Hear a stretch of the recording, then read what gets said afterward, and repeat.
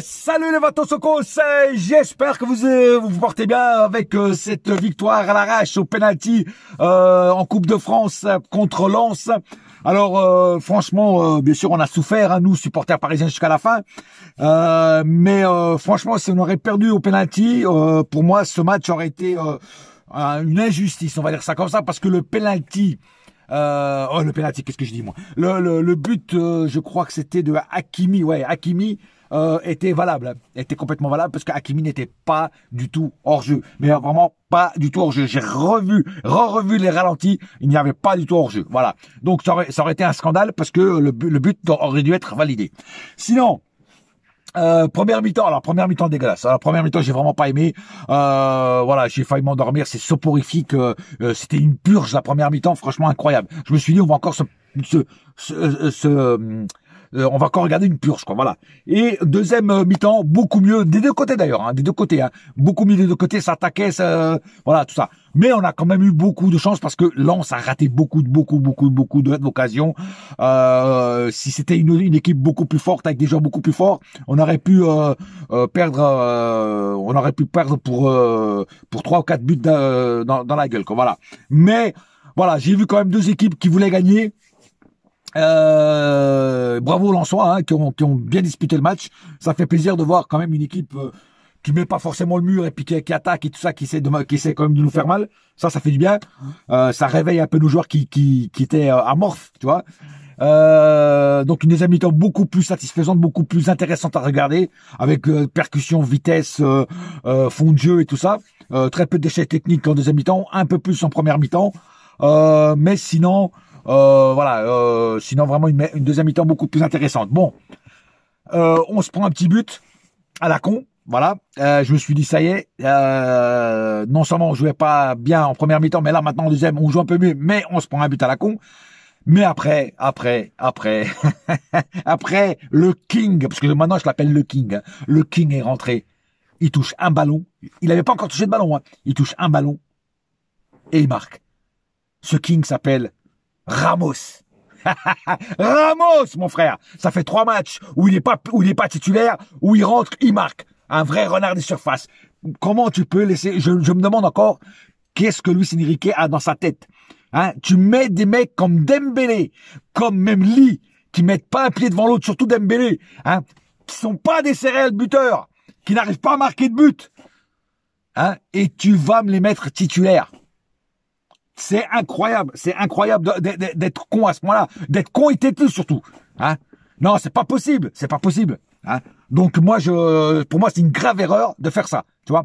Parce que regarde, Ramos il rentre, paf, chirurgical, boum, un sniper, un pistolero et il marque, mon frère. Eh ouais, je suis très très fier de mon compatriote parce qu'il ferme beaucoup de bouches. Hein? Il ferme beaucoup de bouches et là il ferme surtout et il donne tort à Luis Enrique. Et ça me fait plaisir. Parce que Luis Enrique, à un moment ou à un autre, il va falloir qu'il se réveille, qu'il faut le mettre titulaire. Ce mec mérite d'être titulaire tout le match. Hein? Il peut, de temps en temps, passer il peut être un peu moins bon durant un match. Ça, tous les joueurs, ça arrive à tous les joueurs. Mais à un moment et à un autre, quoi, quand tu vois que le mec, il revient une blessure, il n'arrête pas de marquer, tu le mets titulaire. Hein? Tu le mets titulaire, c'est pas possible. Voilà. Et puis après, bon, on va au penalty. Alors moi, je pense que beaucoup de monde n'aime pas les penalties parce qu'on souffre. Hein. Et quand j'ai vu qu'on allait au penalty, je me dis, oh, je la sens mal. Je sais pas pourquoi. Il y en a un de nos joueurs qui va faire une boulette, il va mal tirer, ou va se tirer en l'air, il va faire un drop et on va se faire niquer. Eh ben non, c'est plutôt les Lensois qui se sont fait avoir. Et grâce à un grand Sofanov, mais je vais y revenir. Voilà. Mais en tout cas, voilà, on a gagné au tir au but, au penalty, appelez ça comme vous voulez. L'important c'est la victoire. Maintenant, on part pour la prochaine étape. Ce sera l'année prochaine. Cette année c'est fini. C'est le dernier. D'ailleurs, c'est le dernier match et le dernier débrief de cette année. Peut-être pas la dernière vidéo. On sait pas. Peut-être que si j'ai des arguments pour faire une autre vidéo sur des trucs qui peuvent arriver durant le truc, mais je ne pense pas parce que là maintenant c'est les fêtes et je pense pas avoir des trucs à dire sur le PSG. À moins que un tremblement de terre arrive et qu'un truc arrive au Paris Saint-Germain et que on se sent obligé de faire une vidéo. Voilà, on va aller passer maintenant aux statistiques du match. Hein, voilà. Alors, statistiques du match. Alors, 12 tirs du côté lensois, 18 du côté PSG. Vous vous rendez compte, les Lensois ont quand même tiré pas mal au but. Hein. Donc toi, c'est quand même équilibré. Hein. Voilà. Parce que la première mi-temps, hein, on avait la possession. Mais c'était une possession stérile. Voilà, une possession qui servait à rien. Parce que les Lensois se sont créés beaucoup de plus de fois d'occasions de but en première mi-temps que nous. Nous, on s'en est pratiquement pas créé, quoi. C'est ça le problème. Tu vois. 4 tirs cadrés du côté Lensois, 6 du côté PSG. 32% de possession côté Lensois, 68 du côté PSG. Vous vous rendez compte? On a toujours une possession, mais elle est toujours stérile pratiquement. Tu vois. 331 passes du côté Lensois, 684 du côté PSG. 76% de précision de passe côté Lensois, 92 du côté PSG. 13 fautes. Ah ouais, les Lensois, ils ont fait énormément de fautes. 13 fautes du côté Lensois, 5 du côté PSG. Un carton jaune des deux côtés. Aucun carton rouge des deux côtés. 2 hors-jeu du côté Lensois, 3 du côté parisien. 3 corners du côté Lensois, 6 du côté parisien. Voilà.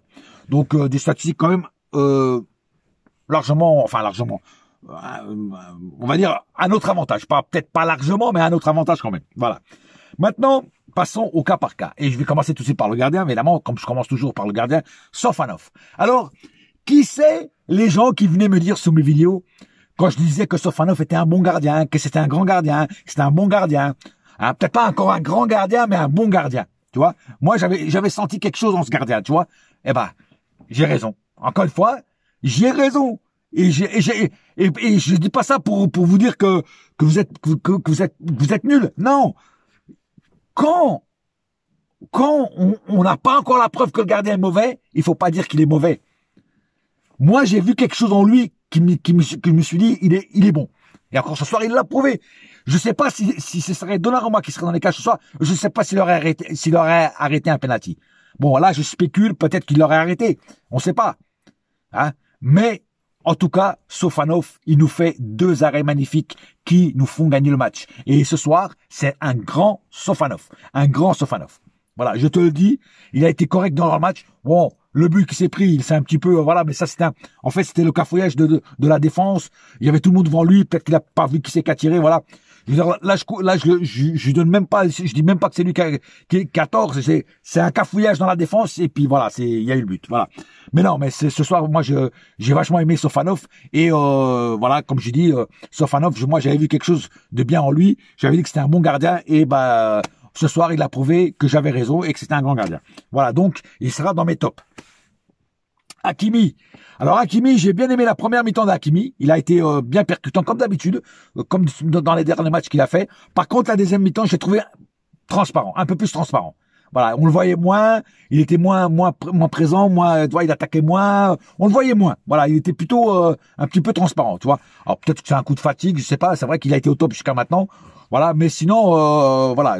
Alors, je veux pas trop le critiquer parce que jusqu'à maintenant il a été c'était un des meilleurs joueurs sur le terrain de cette première partie de saison. Donc là il a eu un petit peu en deuxième mi-temps un petit peu de relâchement. Voilà, je lui en veux pas. Et mais j'ai préféré quand même la première mi-temps d'Hakimi. Marquinhos, toujours impeccable. Marquinhos, le petit tir, je sais pas s'il a fait comme ça sur le côté, là, comme ça, tu vois, avec le pied comme ça, tu vois. Il allait en lucarne, si le gardien lensois n'aurait pas fait une parade, il y avait un but. Et c'était un magnifique but. Un magnifique but. Mais le gardien lensois a fait une belle parade, voilà. Donc, et puis sinon, à part ça, Marquinhos a été quand même très très bon défensivement, offensivement aussi, sur les corners, tout ça. Franchement, rien à dire. Par contre, j'ai remarqué quand même que nos centres sont merdiques. Il va falloir quand même que Luis Enrique les fasse centrer à l'entraînement, hein, qui s'entraînent à centrer, parce que nos centres sont plutôt pourris à chaque fois. Hein. Je veux dire, on ne sait pas centrer en fait. Hein. Voilà. Bref, Pacho, toujours solide sur ses appuis. Pacho nous a fait encore des grosses défenses. Non, rien à dire sur Pacho. Pacho, encore une fois, impeccable. Nuno Mendes, pareil. Nuno Mendes a fait son taf. Percute à l'avant, vitesse, crée du danger dans le camp adverse. Défensivement, ça a été aussi. Donc voilà, rien à dire sur Nuno Mendes. João Neves a fait son match, comme d'hab. Hein, récupéreur de ballon, distributeur de caviar. Rien à dire sur Neves. Encore un bon match de Neves. Ça devient une habitude, hein. Je veux dire, les joueurs qui jouent toujours bien, c'est toujours les mêmes, et les joueurs qui jouent mal, c'est toujours les mêmes aussi. Tu vois. D'ailleurs, sur ce match, ça change pas, hein. Voilà. Vitinha, pareil, a fait un grand match.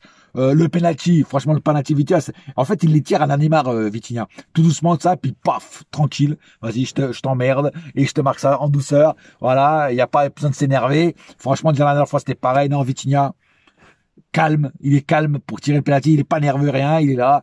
C'est ce qu'on appelle un professionnel. Voilà, tout simplement. Donc Vitinha, pareil, a fait un grand match et beaucoup de ballons récupérés au milieu, percussion, vitesse, tout est là dans ce joueur. Qu'est-ce que je dis que c'est toujours les mêmes joueurs qui jouent mal. Fabien Ruiz, il sort parce que encore une fois, il se faisait bouffer en vitesse de pointe, il perdait énormément de ballons. Encore un Ruiz dégueulasse. Je sais pas pourquoi il s'entête à le mettre. En plus, il veut pas le vendre. Campos, le PSG veut vendre Ruiz au mercato d'hiver. Luis Enrique a mis son veto. Il ne veut pas le vendre. C'est incroyable d'être aussi con que ça. C'est incroyable. Il est vraiment têtu comme un bourricot, lui. Hein. Quand le bourricot veut pas avancer, ben il avance pas. Tu peux lui mettre une carotte, mais il avancera pas non plus. Il a décidé de pas avancer. C'est incroyable. Enfin bref, Doué. Il a fait l'avant-dernier match, il a été meilleur. Ce soir, il a fait quand même des occasions pas mauvaises. Il a créé du danger aussi, mais ça n'a pas été un grand Doué ce soir. On va dire que c'est un match normal de Doué. Voilà. Dembélé, comme d'habitude, pas bon.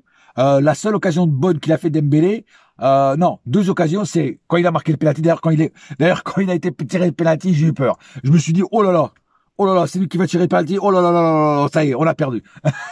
On a perdu. Mais ça va. Il a quand même tiré, là, en ce moment, il met des chaussures à bourron et non pas à boucaré. Donc ça va, voilà, il a marqué le penalty. J'étais content et j'étais surtout soulagé qu'il ait marqué le penalty. Mais sinon, et puis il a fait une autre occasion à un moment, à 5 minutes de la fin du match, où il a tiré, que c'est le gardien qui l'a enlevé, parce que sinon elle allait dans le but. C'est la seule chose qu'il a fait de bien dans le match. Tout le reste, c'était merdique. Voilà, comme d'habitude. Alors, première mi-temps, on l'a pas vu. Je me demandais, mais Dembélé, il est sur le terrain ou pas? On le voyait pas. Deuxième mi-temps, on l'a vu un peu plus, mais toujours, voilà, dans ses dribbles de trop, dans ses pertes de ballon, voilà, du Dembélé dans l'art, hein, comme d'habitude. Voilà. Alors, lui, il m'a déçu énormément. Alors, oui, il se bat sur le terrain, il essaie de récupérer tout ça. Mais moi, ce qui m'énerve en lui, c'est qu'il fait toujours la même chose. Tu vois, à chaque match, il fait toujours les mêmes choses. Et en plus, il joue trop vers l'arrière. Je l'ai déjà dit, je continue à le répéter. Il joue trop vers l'arrière. Et ça commence à vraiment m'agacer.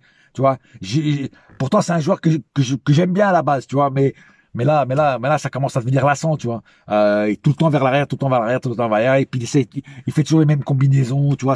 Au bout d'un moment, tu vois, c'est lassant, quoi. Ça lasse les supporters, ça lasse ses coéquipiers, ça lasse tout le monde. Voilà. Et je sais même pas pourquoi, Luis Enrique le met titulaire. D'ailleurs, mettre titulaire Lee en faux neuf et Dembélé ensemble, ça ne marche pas, ça ne se matche pas. Il y aura personne qui essaiera de marquer des buts. Voilà, je vous le dis franchement.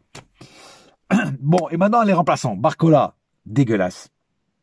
Je suis désolé. Il marque le penalty, c'est la seule chose de bien qu'il a fait. Sinon, le reste, c'est dégueulasse. Tout le match, enfin, tout le temps qu'il a joué, et puis en plus, il a joué pas mal de temps, il mettait pas un pied dans l'autre. Il perdait le ballon, il voulait dribbler, il oubliait le ballon. Je veux dire, on dirait qu'il a été contaminé par Dembélé. Je crois même qu'il est devenu pire que Dembélé. Non, Barcola, je suis désolé. Je vais te mettre dans mes flops parce que le penalty te sauve pas ton match. Ton match a été dégueulasse. Voilà, donc je vais te mettre dans mes flops, même si tu as marqué le penalty. Le Barcola, tu seras dans mes flops. Je suis désolé pour toi, mais ça, voilà. Lucas Hernandez a fait une bonne rentrée, pas plus pour moi. Voilà, il a pas fait des trucs extraordinaires, mais ça va, ça a été. Qui c'est qui est rentré encore? Zahir Emery, ça va, tranquille. Match, on va dire contrôlé par Zahir Emery. C'est pas non plus extraordinaire, mais ça va, ça va. On va dire un match moyen, voilà. Et enfin, Ramos. J'ai gardé le meilleur pour la fin. Pourquoi? Parce que Ramos, à chaque fois, c'est un sniper. C'est le Laurent Baffy des tapis verts. Le mec, c'est un vrai sniper. Il rentre, il marque. Quand il marque son but, il n'avait pas encore touché un seul ballon. Il touche le ballon, il marque. Première touche de ballon, premier but. C'est incroyable. Ça fait 2 minutes qu'il était sur le terrain et le mec, il te met un but. Et puis c'est lui qui te sauve le but. C'est lui qui te sauve le but. C'est lui qui sauve le match. C'est lui et Sofanov. C'est ces deux-là. Ils seront mes MVP. Ils seront dans mes tops et pour moi, c'est les 2 MVP. Ramos, il te sauve le match. Après, il te va marquer et en plus, il te marque le penalty. Et puis Sofanov, il te sauve le match aussi parce que il fait 2 arrêts. Voilà. Donc pour moi, ces deux-là, c'est des MVP ce soir. Voilà. Et voilà, ça sera d'ailleurs mes seuls deux top que je mettrai, Ramos et Sofanov. Voilà. En flop, évidemment, je mettrai Barcola et puis Barcola et puis et Fabien Ruiz. Voilà, ça sera mes deux flops. Voilà. J'ai à peu près fait le tour. Voilà. Donc on part. On part vers la prochaine étape de la Coupe de France, mais je dis franchement, à un moment du match, je croyais qu'on allait perdre, qu'on allait être éliminé de la Coupe de France. Ça, c'est pas fait. On va pouvoir enfin finir l'année en beauté. On finit l'année en beauté avec une victoire en championnat et une victoire en Coupe de France. Rien de mieux que pour passer Noël et le jour de l'an tranquillement en famille. Ça, c'est bien. On va pouvoir bien se reposer, bien digérer. Et on se retrouvera après l'année prochaine, en 2025, pour la deuxième partie de saison, qui sera sûrement très compliquée, très allaitante, mais qu'on attend tous avec impatience. Voilà. Sur ce, pas plus à dire. Je vous souhaite à tous un très bon Noël pour ceux qui fêtent Noël et même pour ceux qui ne fêtent pas Noël. Je vous souhaite quand même un très bon Noël, des bonnes fêtes de fin d'année, un bon jour de l'an. Ne buvez pas trop, ou alors si vous buvez beaucoup, ne conduisez pas, ne faites pas les cons. Allez pas vous planter le jour de l'an, ça ne sert à rien. On n'a qu'une vie, on n'en a pas 9 comme les chats. Et voilà, et passez de bonnes fêtes en famille, avec à Noël et le jour de l'an avec des amis, avec vos meilleurs amis, vos copains, tout ça. En tout cas, éclatez-vous raisonnablement et buvez d'alcool modérément. Voilà, à boire avec modération. Sur ce, un seul cœur, un seul club, c'est Paris ma gueule. Yes, my friend. Et la saga continue. Et vive Ramos. Fier de mes compatriotes, encore ce soir. Allez, bouillard!